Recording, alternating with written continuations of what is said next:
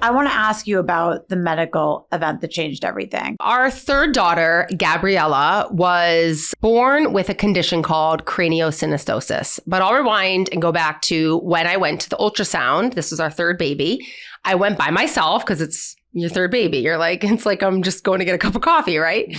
And so I'm in the ultrasound and the nurse is getting very quiet. And she's like, I have to bring in the doctor and I think you should have your husband here. And immediately my heart sank, pit in my stomach. What were those words she just said? I'd never heard them with the other two kids. And so I called my sister, who is my best friend, my neighbor. She has 4 kids, asked if she could, go watch my kids while Steve comes in. Sure enough, she did. Steve came in and they sat us down and talked about all the quote unquote markers and issues seen in the ultrasound, saying that, she'd probably have heart problems. She could have a syndrome. She might not survive. She could have this. The list went on and on and on. And they literally sent us home saying, you need to go home and have a discussion if you want to continue this pregnancy. And it totally threw me off. This was like me going for a third ultrasound. Everything's going to be great.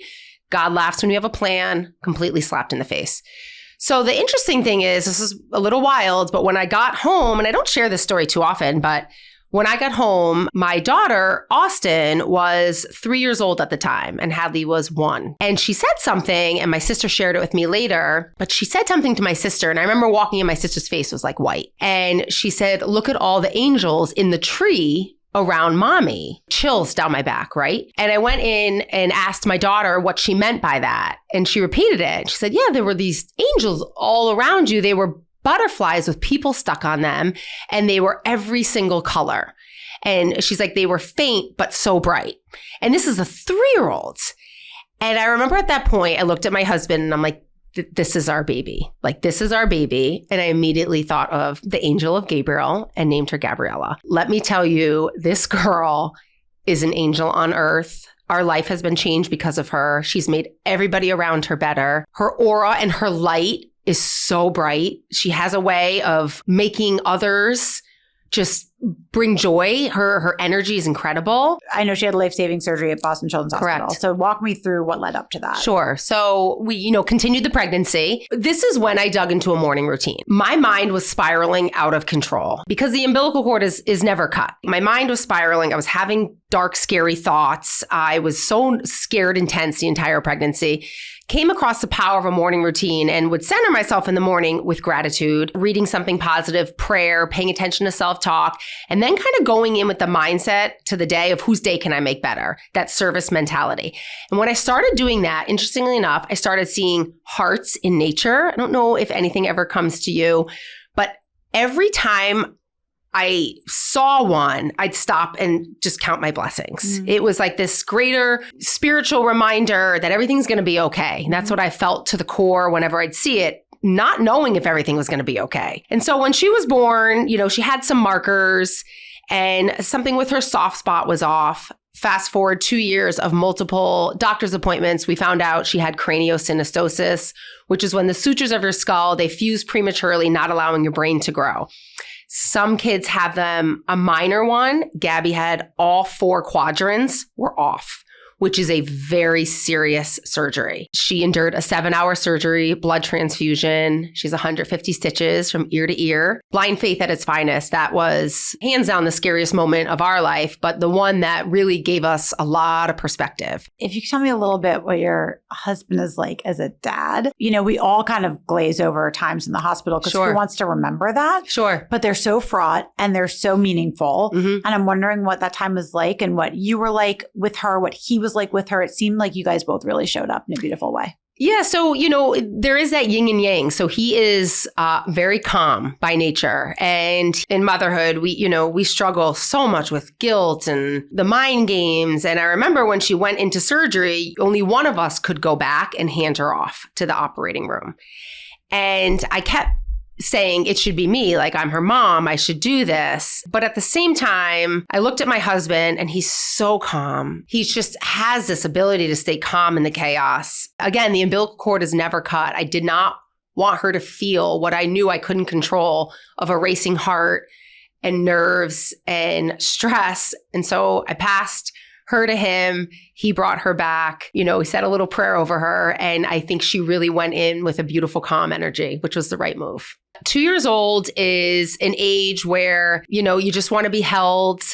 You are in that stage of being curious about the world. And I just want to be with my parents and love them and be held by them. But I also want to run around and see the world. And I think 2 is a good age to have the surgery in a way, if I'm going to look at the blessings, because you won't really remember it, but also a really tough age, because when you do hand off to doctors in coats and an operating room with bright lights, that is very scary for a 2-year-old. How did your other girls deal with it? I'm very lucky to have the support I do. My mom, my dad, my sister, my brother, everybody came up. We were all at the hospital together. I was very close to a priest at Providence College who was the priest for athletics. So he'd always bless the teams before our games.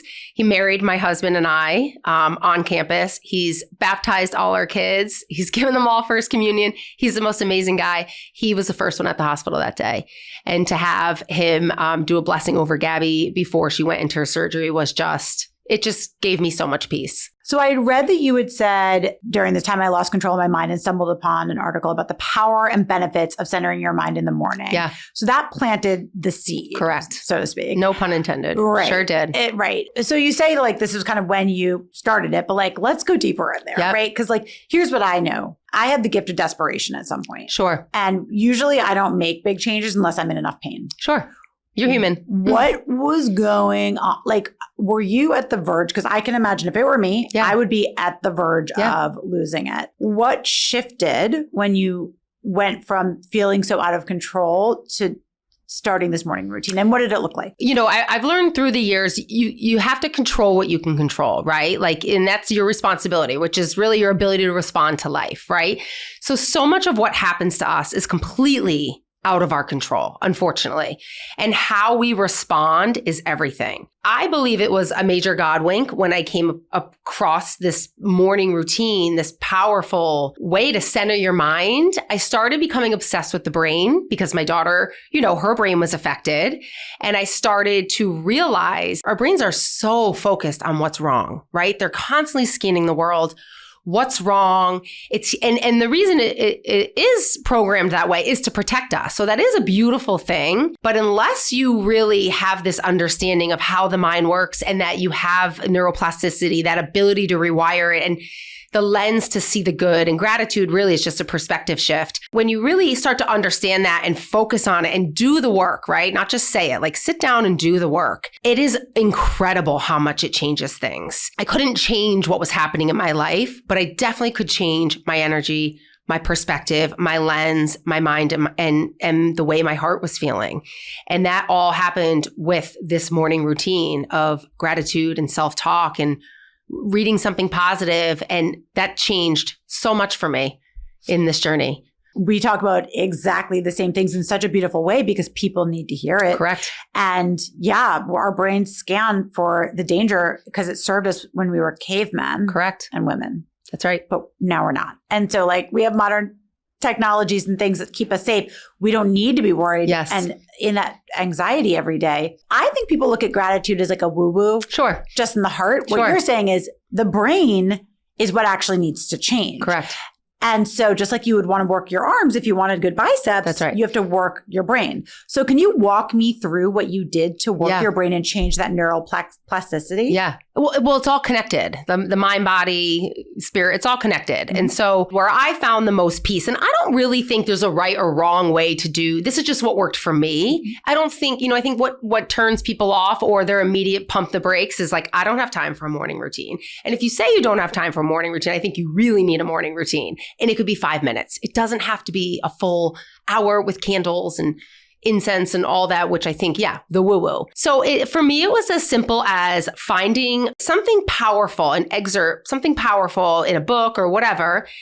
Maybe it's the Bible, maybe it's a personal growth book, whatever it may be that feels right to you. A quick 5-minute read, 2-minute read on reading something positive. It is amazing how your body and your mind will respond to reading something positive. That growth mindset is so real. Gratitude, for me, it was as simple as writing down 3 things. Not just my health, the hospital, my body. I mean deeper. I mean deep gratitude of the little things in life that we take for granted. And I think to go one step further, and I know Tony Robbins always talks about this, is that when you write those 3 things you're grateful for, and usually the simple things, because those are the things we take for granted, close your eyes after and imagine never seeing them again.